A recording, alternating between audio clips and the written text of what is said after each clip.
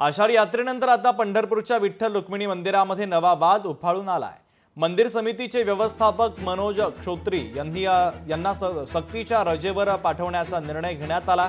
तर मंदिर समितीच्या नुकत्याच पार पडलेल्या बैठकीत हा निर्णय घेण्यात आला असून आषाढी यात्रेच्या दरम्यान दर्शन रांगेसाठी उभारण्यात आलेल्या मंडपाच्या ठेक्याबाबत व्यवस्थापक मनोज क्षोत्री यांनी एका ठेकेदाराकडून आर्थिक व्यवहार केला। या प्रकरणाची गंभीर दखल घेत समितीने चौकशीचा निर्णय घेतला असून 4 सदस्यांची समिती गठीत करण्यात आली।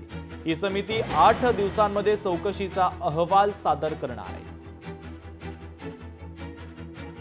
पूर्ण मंदिराच्या यात्रेच्या काळामध्ये आपल्या टेंटचा विषय होता। त्याच्या संदर्भात मंदिर समितीच्या व्यवस्थापकांनी काही रुपये घेतले अशा काही व्हिडिओ क्लिप्स व्हायरल झाले होते। तर त्यासाठी आज मंदिर समितीचे व्यवस्थापक मनोज क्षोत्री यांना सक्तीच्या रजेवर पाठवलेले आहे। तर त्यासाठी एक समिती गठीत केलेली आहे। ती समिती येत्या 8 दिवसात सगळा अहवाल देईल।